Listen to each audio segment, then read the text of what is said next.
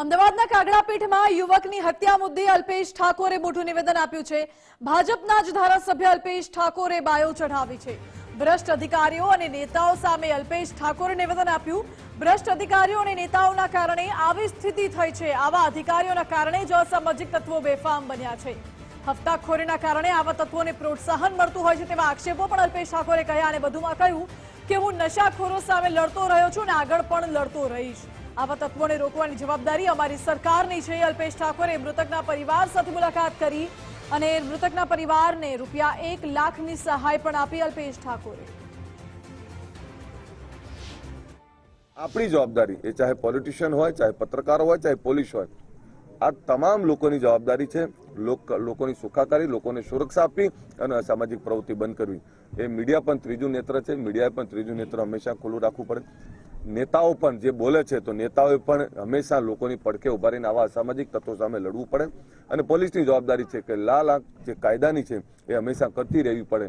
પણ દુર્ભાગ્યપૂર્ણ છે હજુ પણ ક્યાંક ભ્રષ્ટ અધિકારી, ભ્રષ્ટ નેતાઓ અને ભ્રષ્ટ લોકોના કારણે ક્યાંક હપ્તાખોરી પણ ચાલતી હોય, ક્યાંક ગુનાખોરી પણ ચાલતી હોય। તો આની સામે આપણે બધાએ ભેગા થઈને કામ કરવું પડે। હું સ્વીકારું છું કે ક્યાંક નાની મોટી હપ્તાખોરી અને ક્યાંક ગુનાખોરી ચાલે છે, એમાં નેતાઓને ભ્રષ્ટ અધિકારીઓની મિલીભગત છે, આ વાસ્તવિકતા છે।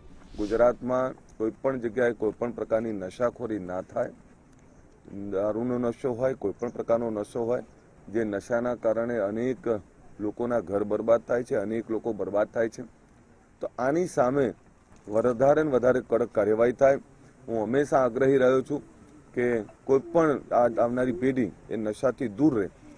આ પ્રકારનું જે કંઈ ચાલે છે, હું આવા લોકોને કહું છું કે આવા કોઈ પણ, તો અમારા સાથે જોડાયેલો અમારા સંગઠનનો યુવાન હતો, પણ કોઈ પણ સમાજનો કોઈ પણ યુવાન એને આ પ્રકારે નડવાની કોઈ હિંમત કરશે અથવા આ પ્રકારે હેરાન કરીને એને મારવાનો અથવા એને ડરાવવાનો પ્રયત્ન કરશે તો હું ગુજરાતમાં એવા તમામ જગ્યાએ લોકોને કહું છું અમારો સંપર્ક કરો। અમે બેઠા છીએ અને છાતી ખોલીને બેઠા છીએ। સરકાર કરી જ રહી છે, બસ લોકોએ પણ જાગવું પડશે। સરકાર કરી જ રહી છે ને એ અમારી જવાબદારી છે। જો સરકારની જવાબદારી ફક્ત રોડ, રસ્તા, પાણી, ગટર, શિક્ષણ વ્યવસ્થા આપવાની નથી, એની સાથે સરકારે પ્રજાની રક્ષા કરવાની જવાબદારી પણ અમારી જ છે। ચૂંટાયેલા ધારાસભ્યો હોય કે સરકારમાં બેઠેલા લોકો, અમારી જવાબદારી છે અને એ જવાબદારી બખૂબી નિભાવીશું।